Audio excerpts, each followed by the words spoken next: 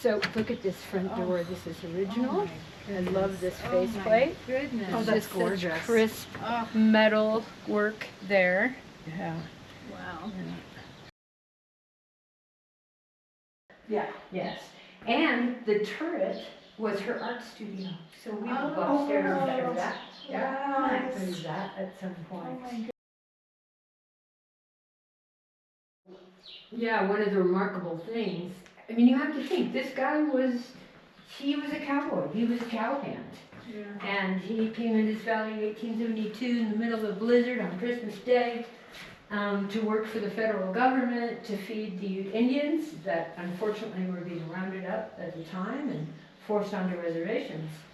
And not being very fond of what was happening to the Native Americans, and he was, in his memoirs, he talks about being very grieved. So he didn't stick with that job very well. We did get funding from History Colorado. Oh, good. $250,000 grant. Wow. That Nice. That was to close the gap. And so we, with the money that we've raised, and then we got a $100,000 OEDIT grant this spring, and that had a timeline on it. So we had to be able to close by November in order to access that money. So it was going to take us a long time to raise that $250,000. Yeah. So we probably would have lost that $100,000 grant. Oh, okay. And so, but you know, and then we've got some pledges that need to come in, but we're there. Awesome. Good So job. what I want is, because some of you I know and some of you I don't, but when I talked to my mother in Northern California this morning, she started crying. She's invested some money of her own, and she's just so invested in this from being, you know, around this area and in the castle, and because I'm so involved in it. And so I just want us all to do a hip hip hooray. Yeah? All right? All right, here we go. Lead. Hip hip hooray! Hip hip hooray! Hip hip hooray! Woohoo! All right. Yeah, you know, Dan, the significance comes back to Hartman when he first came here in 1872 to head the cow camp. He was the first rancher on the western slope of Colorado. He had the first irrigation ditch in the Gunnison country, 1875. He was the first postmaster. He used to take the mail by horse over to Powderhorn and catch the Sawatcha-San Juan toll road. He was an officer of the bank. 2,200 acres of land, 1,100 cows, a dairy, he had a fish hatchery. So at a time when western Colorado had nothing in the way of white men or Anglos, it was Ute Indian land, Hartman was almost number one in everything. And this building is a real monument to what he was able to accomplish. This thing was built for $45,000, which would be about $1.3 million today. So he became a very prosperous rancher, and his ranch was entirely made up of the cow camp and the surrounding area. When the Indians were moved out of here in 1875, he took 2,000 cows, 1,600 sheep, cowboys, and it took them 75 days to go from here to Kelowna, which is 12 miles south of Montrose. So they made about a mile a day. And they had to cross the Savoia, they had to cross the Lake Fork, you know, they had to cross the Cimarron. So there were no bridges back then. Yeah, no bridges. It was a long time getting them over there. But, you know, he's Mr. Gunnison Country. He and Sylvester Richardson, the two main men who started this area. Mm-hmm. So what went through your mind, because you were at Western State teaching history during the years where it fell into disuse and was empty, what was going through your mind in those days about, you know, this historic building that you and many people had a love for, looked like it was going to be lost forever at one point? You know, Dan, when I got here in 1962, restoration and preservation were not big. Railroad had been taken out, big mine had closed up at Crested Butte, high school had closed up at Crested Butte. a lot of buildings went into disrepair, and most people at that time couldn't wait to tear them down and put a new building up.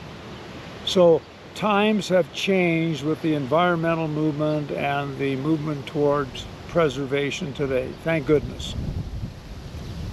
What do you have to say about this very small grassroots nonprofit that's putting this together and have raised $750,000 to buy the property now? Yeah. Well, Pam Williams and Deb McDonald were the two big guns. They've done a marvelous job. From where they started to where they are today is unbelievable. Dave Taylor of the KOA Campground is a good friend of mine, and this has been 3 years to try and raise the money. The place looks great now. It's been all spruced up. We got flowers all over the place, and we just found out about a $250,000 grant, so we will have the money by November, and now begins the work to restore it. And once you have the building bought, you're now able to qualify for grants that you weren't able to qualify for if you did not have it bought. Mr. United? Based on their really tremendous and outstanding success raising funds to buy the property, would you predict that they'll have equal success in raising, I think Pam told me, probably $3 to $4 million about $4 million. No, I think so. There's a lot of people that we know that are worth a considerable amount of money that are big in preservation. There are a lot of grants available, so I'm very confident that we'll be able to do that. The tough job was buying it. The easier job will be to raise the money to preserve it. This whole new, and I forget the name of it, there's a name of it, but doing historical preservation for economic development, yeah. And that's what they really intend to do this. Is that a good way to preserve a historic building in your view? Yeah, I think so. Yeah, exactly. There are a lot of different ways you can go. We're going to explore a whole bunch of them, but that is a good way to go. You bet. Yeah. What's your vision, Van, in terms of what this property will look like in the next 5 years or so? Well, when we get it restored, it's going to be a place for weddings, it's going to be a place for parties, it's going to be a place for meetings, it's going to be a place for historians to operate. Whenever I think of what they did in the old days, they had a lot of dances out here. I was just talking about the group a little earlier today about the song "Roll Out the Barrel" when Prohibition got ended. And it literally means roll out the keg, roll out the barrel. And when this thing gets ready to go, we are going to have a party to end all parties, and we are going to roll out the barrel, and then we're going to sing the song that they sung after Prohibition ended. That is, "Happy Days Are Here Again." Good. One final question. If we could go back in time and talk to Alonzo and Annie Hartman, what do you think they'd say about this effort and what's going to happen? They would be thrilled. Annie Hagler was a great painter. She'd love to see that turret up there in use again. And Hartman was a guy that envisioned great things for Gunnison.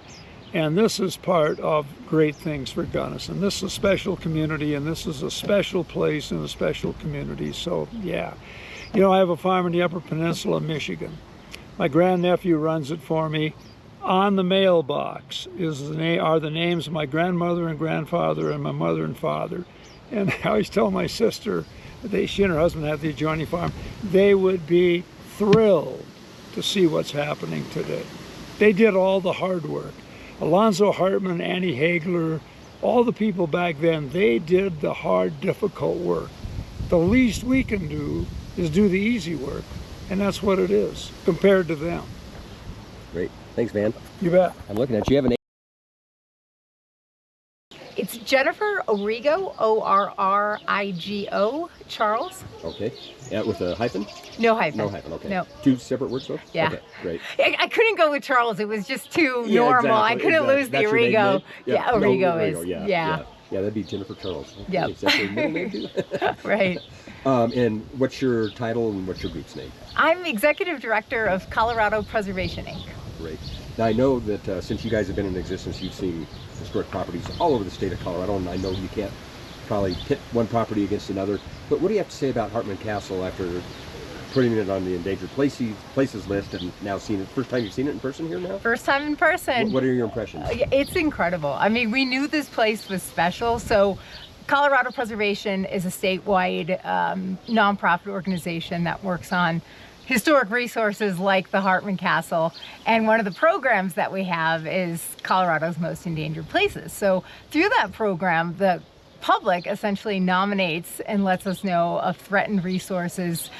Usually when resources come in, we look at how significant is the story, how threatened is the resource, but really, who's the group behind it? Knowing that we're a small team of 4 with a staff and a board of 21, we're particular about what places we get involved with. So actually, they applied to be listed as one of Colorado's places twice, and it was the second year that we were able to move forward, because the first year we thought, they've got a good group. They're going to do this on their own. And then as we heard more of the story and kind of thought about how we could help, we thought this is perfect. So being on site, I mean, just the layers of history, talking about the different individuals, the woman's history story, there's just so much here that could have been lost. And, they're not saved yet, so you never know what's going to happen, but just getting to know the group and the local community support that stands behind this building and hearing the vision of it. I mean, for us, how many old buildings are out there in Colorado? You can't save them all. So when you're really thinking about which ones do we really want to put the effort in, a lot of it has to do with its past, where it is currently, but also looking forward to the future. And the vision for this place, having it be a place of community gathering, once again, for us was something we really wanted to support. And knowing that, through the listing with the program, there would be a lot of awareness and publicity that comes with it. Our organization coming on board to help where we can and help with fundraising efforts and grant writing, whatever needs are out there, it was a win. They're on the cusp now of purchasing the property, so the heavy lift in terms of fundraising and donors and stuff is gonna begin now. What's your level of confidence that they'll get to the finish line? 100%. You never want to say something that certainly, but just knowing the individuals that are involved, seeing how committed the local community already is. I mean, for us, when we work with endangered places, there's quite a span. And, we've got properties we've been working with for 15, 20 years, and they're still not saved. So, some can be really, really challenging. The fact that, at least since we've kind of first became aware of them and gotten involved, they have already raised the funds, and they've got a dynamo team that knows grant writing. They have the right players in place that we look for that can make this happen. So there is no question that we're going to be coming back and celebrating a save with this building and all celebrating together. Great. Thanks, Jennifer. That was great. Thank you. Sure.